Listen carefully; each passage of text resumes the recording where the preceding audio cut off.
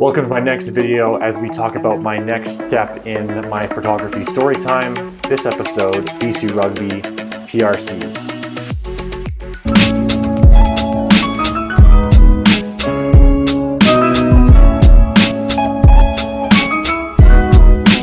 Like, it takes 2 seconds, just click the like button. It makes a huge difference. And if you want to go a step further, just leave a comment of literally anything. Just, super simple. Leave a like. If you really want to, leave a comment.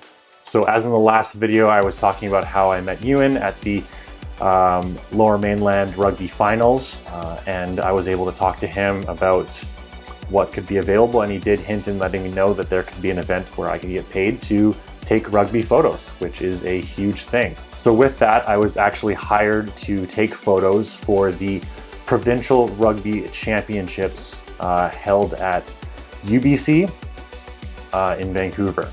With that, there were a whole bunch of teams that were all made up of different divisions, like under 16s, under 15s, under 12s, sort of things like that, all over BC.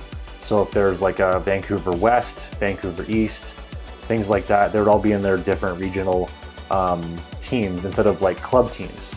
So this was 15s aside, was lots of players on the field, lots of chances to take photos, and lots of different set pieces to take photos as well. And with being with BC Rugby, I do have to thank them for allowing me to have a place to charge my batteries and a place to safely keep my equipment, as not every event I go to is able to do something like that, but it does go a long way into bringing a smile to my face with having any sort of relationship with anybody for me taking photos. So with being hired, I had unlimited access to the middle strip between Field A and Field B, where no one else could go other than the refs and myself.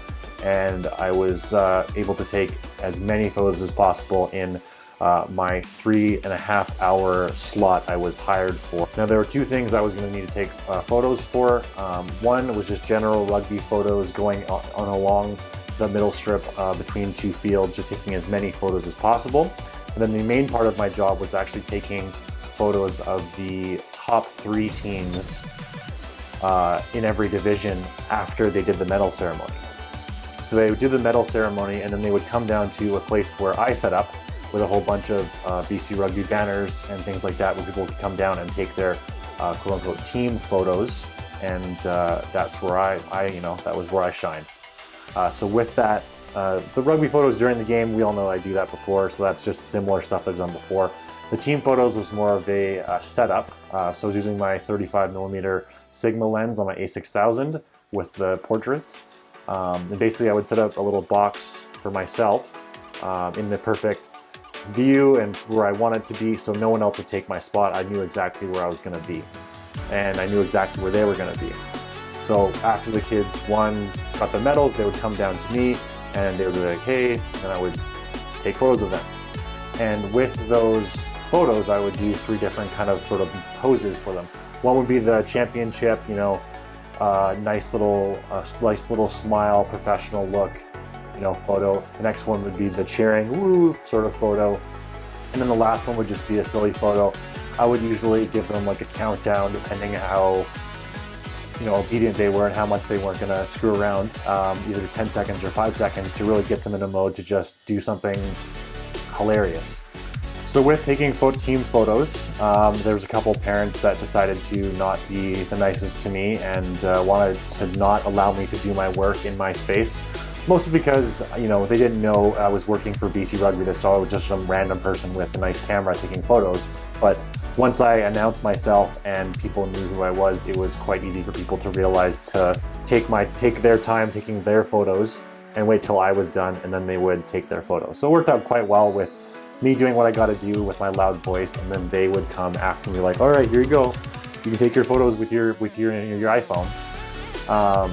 So that was a good little relationship and good knowledge that I had from other sports experiences.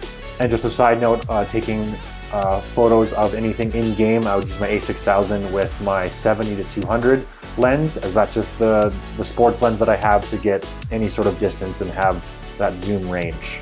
So with this, I really would appreciate it if you can all just like. It takes 2 seconds, just click the like button. It makes a huge difference. And if you want to go a step further, just leave a comment of literally anything. Just, you know, super simple.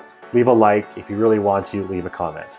So with this video behind us, the next video I'm going to be talking about is of the grand finale of this Storytime series, which culminates at BC Place. And that's the hint I'm going to give you. If you know, you know. If you don't, tune in for the next one. But I appreciate everything and watching all my videos. Catch you in the next one.